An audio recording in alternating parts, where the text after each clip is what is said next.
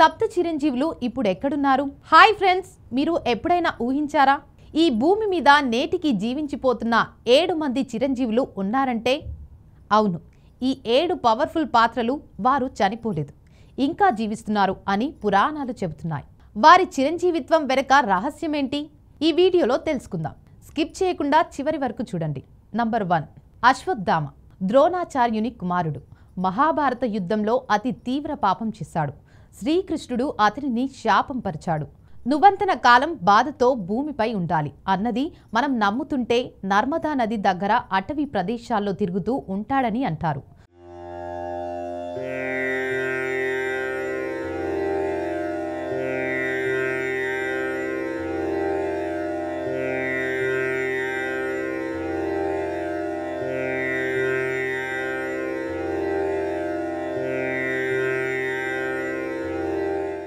Number 2, Mahabali ఎంతో గొప్ప దానశీల రాజు. వామన అవతారానికి 3 అడుగులు భూమి ఇచ్చి తాను తల్లి చెవిలో పడేసుకుని పాతాళంలో వెళ్ళాడు. రమ్యంగా భూమిపైన ఎన్నికయ్యనే వస్తాడు అన్నది. ఓనం పండుగ పండుతూ ఉంటుంది.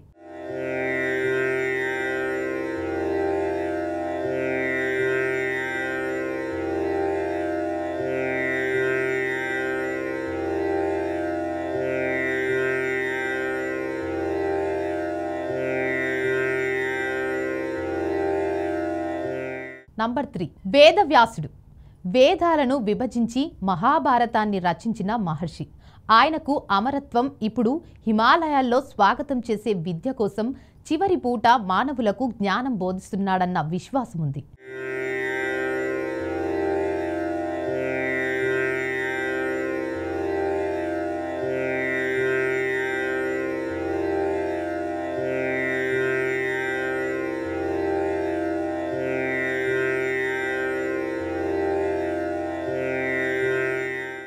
నంబర్ 4, హనుమంతుడు రాముడి అతిభక్తుడు. ఆయనకు అమరత్వం ఇచ్చారు. అలాగే ఆయన్ని అందరూ తమ గుండెల్లోనే ఉంటాడని అంటారు. ఎక్కడ రామనామం జపం అక్కడ హనుమంతుడు ఉంటాడని, ఇక గంధమాదనం పర్వతంలో ఉంటాడని కూడా చెబుతారు.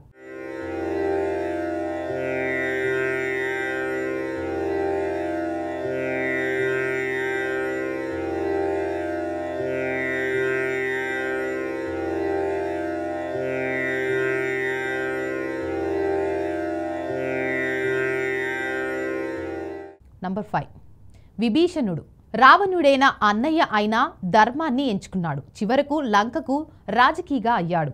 ఇటు పంచభూతాల తరంలో న్యాయంతో పాలిస్తున్నాడని నమ్మకం ఉంది. నంబర్ 6, కృపాచార్యుడు కౌరవుల పాండవుల గురువు. యుద్ధానికి అలాగే వర్జితముగా కాలానికి లోపల నీతి బోధిస్తూ ఉంటున్నాడు అనుకుంటారు. కృపాచార్యుడు కౌరవులు పాండవుల గురువు. యుద్ధానికి అలాగే వర్జితముగా కాలానికి లోపల నీతి బోధిస్తూ ఉంటున్నాడు అనుకుంటారు. ఆయనకు కూడా చిరంజీవత్వం ఉంది. ఇంకో చివరిది పరశురాము విష్ణువుని 6వ అవతారం. ఆర్మీ కూడా బ్రాహ్మణుడు. క్షత్రియులను న్యాయబద్ధంగా శుద్ధి చేసి మళ్ళీ గురువుగా మారాడు. భవిష్యత్తులో కలికి మార్గదర్శకుడిగా తిరిగి వస్తాడని చెబుతారు.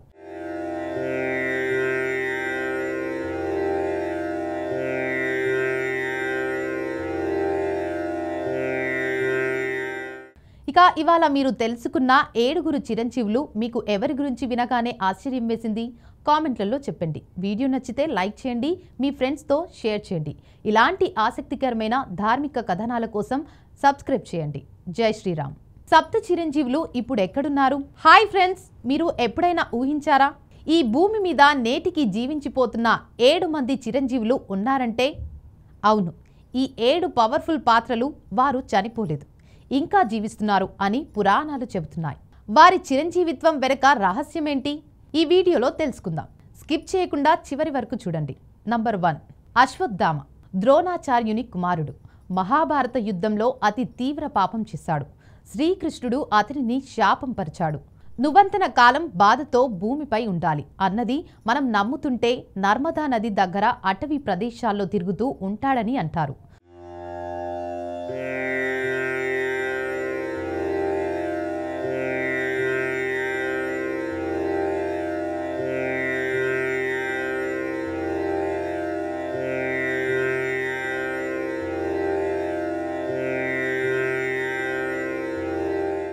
నంబర్ 2 మహాబలి ఎంతో గొప్ప దానశీల రాజు.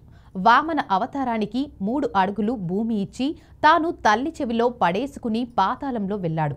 రమ్యంగా భూమిపైన ఎన్నికయ్యనే వస్తాడు అన్నది. ఓనం పండుగ పండుతూ ఉంటుంది.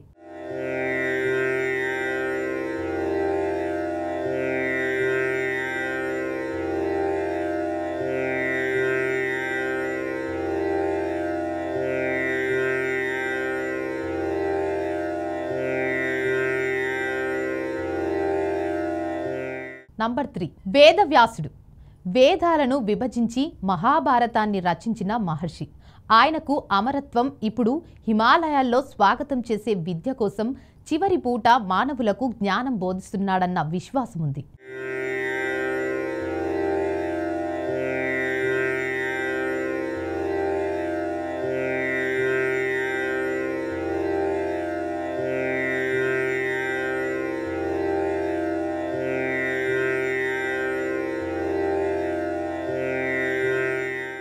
నంబర్ 4 హనుమంతుడు.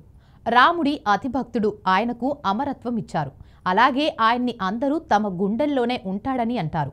ఎక్కడ రామనామం జపం అక్కడ హనుమంతుడు ఉంటాడని, ఇక గంధమాదనం పర్వతంలో ఉంటాడని కూడా చెబుతారు.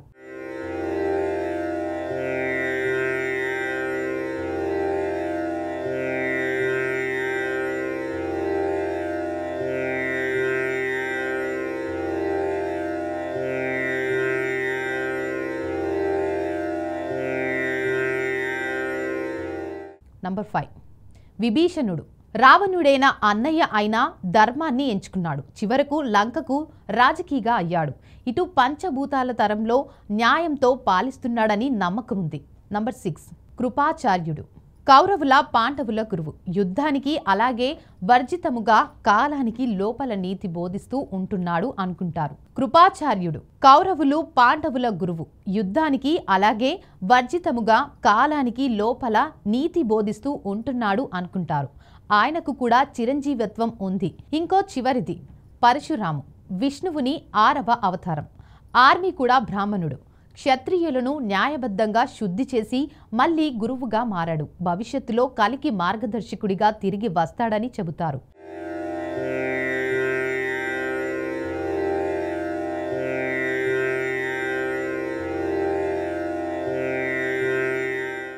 ఇక ఇవాళ మీరు తెలుసుకున్న 7 చిరంజీవులు మీకు ఎవరి గురించి వినగానే ఆశ్చర్యం వేసింది?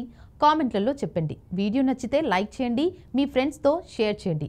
ఇలాంటి ఆసక్తికరమైన ధార్మిక కథనాల కోసం సబ్స్క్రైబ్ చేయండి. జై శ్రీరామ్.